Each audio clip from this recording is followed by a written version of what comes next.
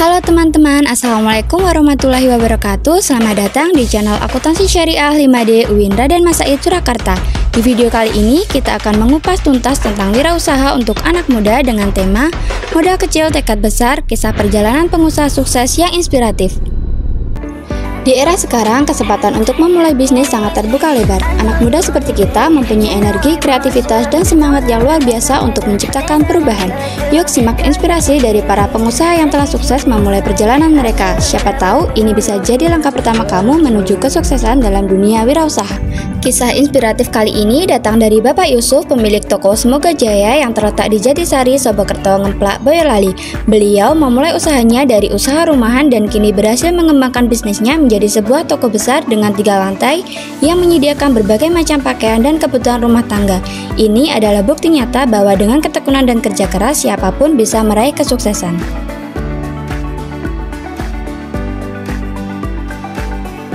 Jadi, bagaimana sejarah dalam memulai usahanya?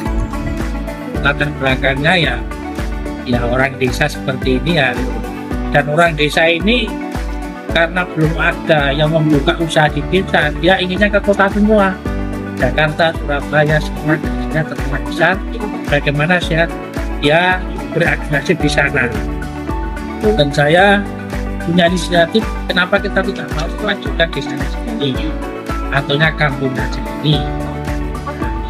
Dengan adanya titik ya kita mencoba di pasar, bagaimana susahnya kita menjadi istilahnya penjualan di pasar, bagaimana ya ini kita masuki, artinya kita juga main di pasar pasar tradisional seluruh kabupaten ya, mulai dari Engging ya, mulai dari semua pokok yang ada di kabupaten ini kita masuki, kita menjual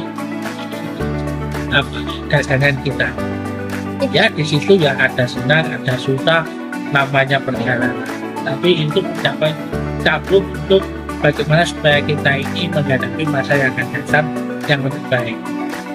Perjalanan di pasar tentu sejak dulu sampai sekarang perubahannya tidak besar. Artinya pasar ini, orang ini menjual barang ini dengan dititipkan. Seperti ada sales menitipkan barangnya di pasar dan nanti bayarnya kalau datang lagi. Kalau Jawa ini bayar ngamek lagi, ngambil lagi baru nanti bayar. Saya juga begitu, saya alami kurang lebih 7 tahun. Lalu, tantangan apa saja yang dihadapi beliau dalam menjalankan usahanya? Sebetulnya kalau tantangan itu ya begitu kelihatan paling ya kadang pasar itu kurang peminat dan tidak ada pembeli, lagi tantangannya bagaimana supaya pembeli ada. Lah ini tentu kita memakai trik supaya bisa semua dijaga. Untuk menghadapi tantangan-tantangan tersebut, tentu saja dibutuhkan strategi khusus untuk menghadapinya. Bagaimana strategi beliau untuk mengembangkan dan mempertahankan usahanya? Ya begini, kalau saya dengan lain mungkin berbeda karena ya namanya beda orang, manajemennya juga beda, arahnya juga beda, keinginan juga beda. Kalau saya tidak menyimpan uang, tapi menyimpan barang. Jadi semua dari barang. Jadi kalau barang otomatis kalau ada orang beli, selalu pasti ada. Yang kedua harus menyiapkan uang cash, karena uang cash ini buat untuk meluluhkan hati daripada ya sales. Karena saat ini kalau di pasar tidak pernah dapat uang, dia dapat janji saja.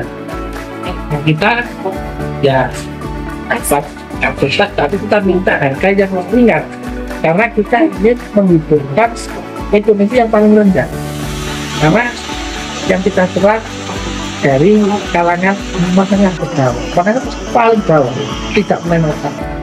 Contoh tukang kayu, contoh tukang beton, contoh tukang minyak. Maksudnya dan neneknya ini ternyata melihat ratusan pakai ribuan, ini nggak ada pakai. Maka ini yang saya gunakan untuk menjaring mereka. Berapakah kisaran omset yang dihasilkan dari usaha ini? Besarannya apa? Iya, besarannya kira-kira berapa? Ya kita sebetulnya nggak usah ngomong besar, kecil dulu, karena besar itu hasil dari kecil. Jadi kalau kita kecil saja sudah bisa bertahan, tentu setiap grade, setiap kenaikan ini nanti bisa menjadi suatu kebutuhan. Contoh, kalau kita jualan bakso, kalau kita jualan bakso satu lombong ini bisa dirasa dan cukup, dan ini tiap hari habis dan bisa menghasilkan, maka ini dipertahankan sampai 1 tahun. Makanya dalam keadaan seperti ini terus 1 tahun, karena ujian ekonomi ini 1 tahun. Kalau 1 tahun ini mampu dan bisa bertahan, tidak mengurangi pembeli, dan uang yang dia dapatkan bisa dilihat, artinya 1 hari kan ketemu sekian, dan ini nggak pernah turun 100 banget sudah wajar, ya kan? Iya. Istilahnya bisa stabil, tetap bisa belanja untuk kebutuhan besok, untuk jualan. Ini 1 tahun. Kalau 1 tahun nggak bisa, berarti harus berubah kemasannya, apa jualannya, atau warnanya. Dan yang terakhir adalah, apa pesan beliau untuk anak muda yang ingin memulai usaha? Jadi istilahnya mencari bakat nggak bisa dikatakan kalau ditabrak karena nggak tahu. Contoh, sekarang ini tak disuruh bakat, kami jualan ini, itu dia dengan jualannya ini dia nggak bisa masuk.